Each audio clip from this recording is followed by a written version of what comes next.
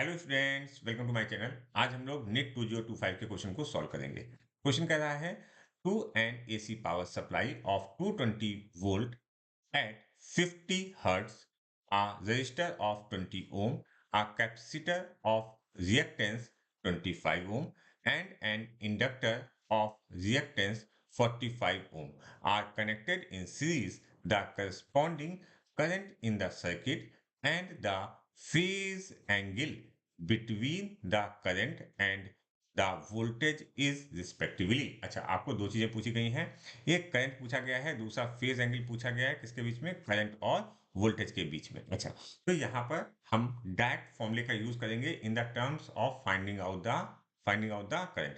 तो यहाँ पर हमको ये दिया हुआ है V, ये दिया हुआ है रेजिस्टेंस R, यहाँ पर ये वैल्यू दी हुई है that is an XC capacitive reaction, and this is XL, XC and XL। XL means inductive reactance, ये कैपेसिटिव रिएक्टेंस था। अच्छा, तो हमारा करंट का जो फॉर्मूला होता है that is I is equal to V by Z. Z क्या होता है? इम्पीडेंस। तो जेड की वैल्यू हम यहाँ पर डायरेक्टली रखेंगे, तो हम लिखेंगे V upon square root of XL difference XC, XL difference XC whole square plus R square. तो इसको सॉल्व कर देते हैं जल्दी से वैल्यूज को रख के। तो हमने लिखा I इज इक्वल टू, अच्छा, V की वैल्यू क्या दी हुई है? V की वैल्यू हमें दी है 220। ओके, 220 अपॉन, मैं डायरेक्टली लिखता हूं एक्सएल डिफरेंस एक्सी। एक्सएल कितना है?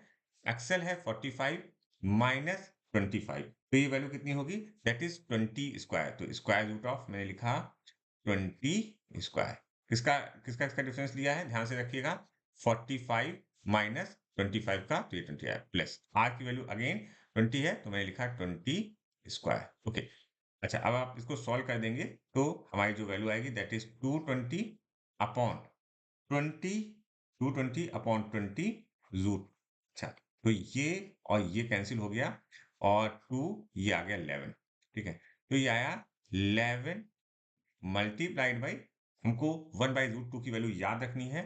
ठीक है, 1/√2 की वैल्यू होती है 0.707। ओके, तो अगर आप इसको मल्टीप्लाई कर दोगे तो हमारा आंसर जो आ जाएगा that is 7.8 ampere is our answer. ठीक है, अगर आप इसको 10 से भी मल्टीप्लाई करते हो तो देखो यहाँ पर अगर आप अप्रोक्सीमेशन ले लो कि 11 को आप 10 मान लो, तो आपका आंसर जो आएगा वो 7.07 आएगा। तो यहाँ पर अगर आप नियर बाई देखने की कोशिश करोगे तो यही दो आंसर आ रहे होंगे। 15 नहीं आ सकता, 15.6 तो आ ही नहीं सकता। ठीक है, ये वैल्यूज नहीं आ सकती। अच्छा, एक आंसर आ गया करंट का। अच्छा, हमसे क्या बोल रहा है? अब दूसरा बोल रहा है एंगल। एंगल के बारे में बड़ा ध्यान से समझने की कोशिश कीजिएगा। मैं आपको फेजर डायग्राम भी बना के दिखाता हूँ यहाँ पर। ठीक है, दैट इज यहाँ पर इस डायरेक्शन में और इस डायरेक्शन में और इस डायरेक्शन में क्या है, यहाँ पर समझने की कोशिश कीजिए।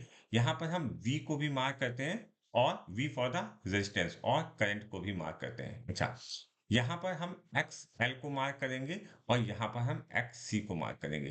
तो हमारा XL ज्यादा है XC से, तो यहाँ पर हमने ये मार्क किया कि ये वैल्यू जो है XL माइनस XC की वैल्यू, दैट वैल्यू इज 20। अच्छा, यहाँ पर जो वैल्यू आ रही थी that is 20।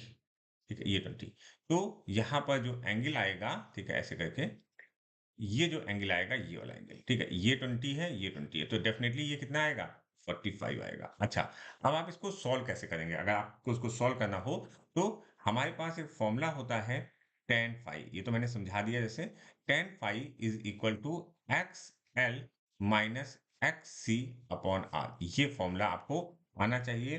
tan phi is equal to XL minus X C upon R. अच्छा, इस केस में एक्सएल और एक्ससी की वैल्यू रखते हैं जल्दी से। एक्सएल की वैल्यू जो है हमारे पास है दैट इज 45, एक्ससी की जो वैल्यू है दैट इज 25 अपॉन 20, और यहाँ से जो वैल्यू आई 20/20, और 20/20 मतलब 1 आया। और 1 कहाँ पर होगा? जब हमारा जो एंगल होगा दैट इज 45 डिग्री।